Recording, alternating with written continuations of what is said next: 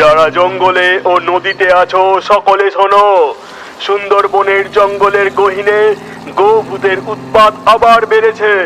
তাই সাবধান, কেউ জঙ্গলে মধু সংগ্রহ করতে, নদীতে মাছ ধরতে যাবে না। যারা জঙ্গলে আছো তারা এক্ষুনি ফিরে যাও। মাধবী, শুনতে পাচ্ছ?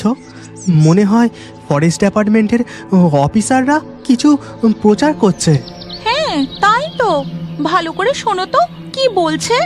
সকল সুন্দরবনবাসী ও মৎস্যজীবী মাঝিদের উদ্দেশ্যে ঘোষণা করা হচ্ছে যে গভীর অরণ্যে গোভূতের উৎপাত আবার বেড়েছে। তাই যারা জঙ্গলে মধু সংগ্রহ করতে গেছো তারা এক্ষুনি বাড়ি ফিরে যাও। হরিণভাঙা নদী ও কালিন্দির খাঁড়িতে মাছ ধরতে যাওয়া এখন বন্ধ থাকবে। শুনছো কি বলছে? এই জঙ্গলে নাকি গোভূতের উৎপাত আবার বেড়েছে। এখন কি হবে? মধু কাটতে বেরিয়ে যখন পড়েছি, তা মধু না নিয়ে কেমনে বাড়ি যাই বলো? চলো চলো, কিচ্ছু হবে না। আজ না হয় একটা মৌমাছির চাক ভেঙে ফিরে যাব। এই বলে কালু ও তার স্ত্রী মাধবী ফরেস্ট ডিপার্টমেন্টের সতর্কবার্তা উপেক্ষা করেই জঙ্গলের আরো গভীরে প্রবেশ করে। কই গো মাধবী, আমরা তো অনেকটা ভেতরে চলে এসেছি। এখানেও মৌমাছির চাকের কোনো চিহ্ন নেই। এত দূর যখন এসেই পড়েছি, আর একটু চলো না। আমার মন বলছে আর কিছুটা গেলেই আমরা ঠিক মৌমাছির চাক পাবো। কালু ও মাধবী জঙ্গলের আরো গভীরে প্রবেশ করতেই তারা গাছের ডালে একটি মৌমাছির চাক দেখতে পায়।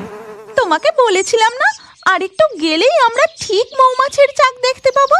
হ্যাঁ হ্যাঁ, কিন্তু এই বিদঘুটে পচা গন্ধটা কোত্থেকে আসছে? উফ, বাবারে বাবা, এখানে যে টেকা দেয়। আরে বাবা, নাকটা ঢাকা দিয়ে তাড়াতাড়ি কাজে লেগে পড়ো। কালু গাছে ওঠবার প্রস্তুতি নিচ্ছিল।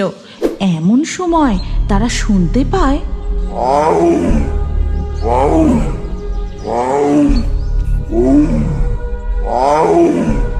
সর্বনাশ! মনে হয় হাত দশেকের মধ্যেই বাঘটা আছে। একদম চুপ, আওয়াজ করো না। কালু আর মাধবী তাড়াতাড়ি করে গাছের আড়ালে লুকিয়ে পড়ে। তারপর তারা দুজনে দেখে সুন্দরবনের বিখ্যাত রয়্যাল বেঙ্গল টাইগার হাত ৫-৭ দূর দিয়ে হুঙ্কার দিতে দিতে যাচ্ছে। ঠিক তখনই বাঘের হুঙ্কারের শব্দ ভেদ করে আরো একটা অদ্ভুত গর্জন ভেসে আসে। বাঘটি সাথে সাথে চুপ করে যায়। মাধবী, দেখো, বাঘটা যে দাঁড়িয়ে পড়লো। কি ব্যাপার বলো তো? আমাদের গন্ধ পেয়ে গেল নাকি? না না, ওই বিকট গর্জনের আওয়াজটা পেতেই বাঘটা থেমে গেল। মনে হয় ওই আওয়াজটাতেই বাঘটা ভয় পেয়েছে। এরপর আবার ওই বিকট অদ্ভুত গর্জন। এবার বাঘটা যেন ভয় দৌড়তে শুরু করে। আশপাশ দিয়ে এক ঝাঁক টিয়া পাখিও ভয়ে উড়ে যায়। বলছি শোনো না, আমাদের না আর এখানে থাকাটা উচিত হবে না। চলো আমরা বাড়ি ফিরে যাই। হ্যাঁ, তুমি ঠিক বলেছ। চলো আমরা বাড়ি ফিরে যাই। এই বলে মাধবী ও কালু বাড়ির উদ্দেশ্যে হাঁটা শুরু করে। কিন্তু কিছুটা এগোতেই হঠাৎ তাদের চোখে পড়ে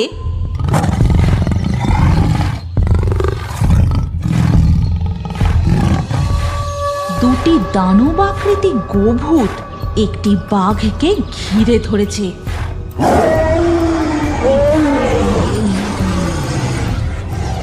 আজ যেন শিকারী নিজেই শিকারে পরিণত হতে চলেছে।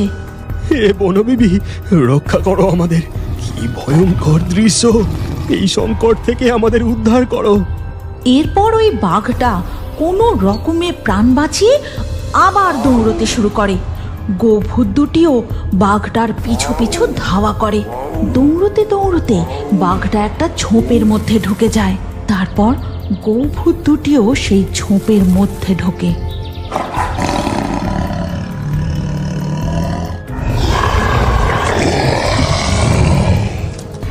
মুহূর্তের মধ্যে সব শান্ত। তারপর হঠাৎ শোনা যায়,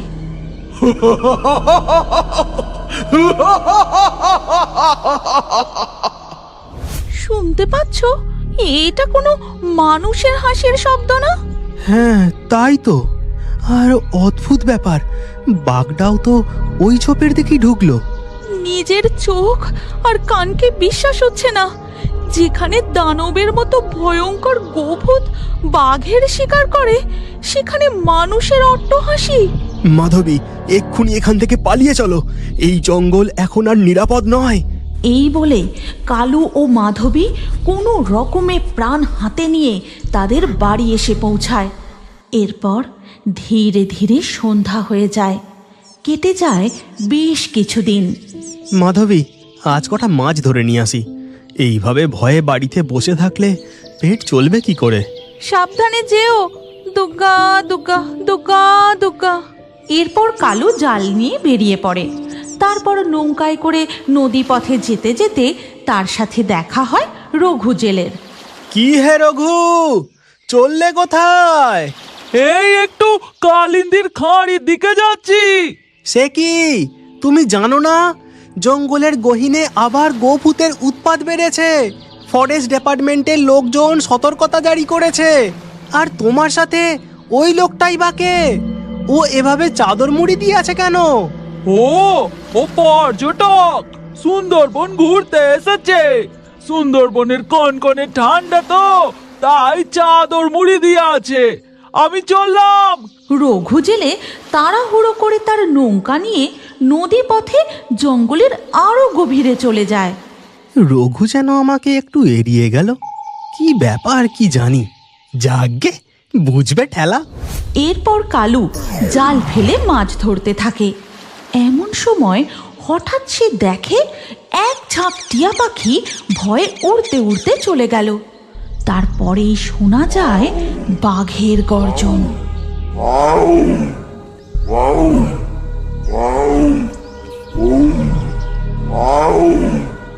দুটি বাঘ নদীর জলে সাঁতরাতে সাঁতরাতে এপারের জঙ্গলে উঠে পড়ল। সর্বনাশ, এইদিকে তো কিছুটা দূরেই গ্রাম, জনবসতি এলাকা। তবে লোকালয়ের ভয়ে এইদিকে তো কখনো বাঘ আসে না। না না, আমি তাড়াতাড়ি যাই, ফরেস্ট অফিসারদের এই খবরটা দিতে হবে। এরপর কালু তার নৌকা নিয়ে পাড়ের দিকে যায়। তারপর সে দৌড়াতে দৌড়াতে ফরেস্ট ডিপার্টমেন্ট অফিসারদের কাছে গিয়ে বাঘ দুটির কথা জানায়। বাবু, সর্বনাশ হয়ে গেছে, দুটো বাঘ সাঁতরে এপারে চলে এসেছে। তাই নাকি? ঠিক আছে, আমরা এক্ষুনি রেস্কিউ টিম পাঠাচ্ছি, তোমাদের চিন্তা নেই। কালু সেখান থেকে বাড়ির দিকে চলে যায়।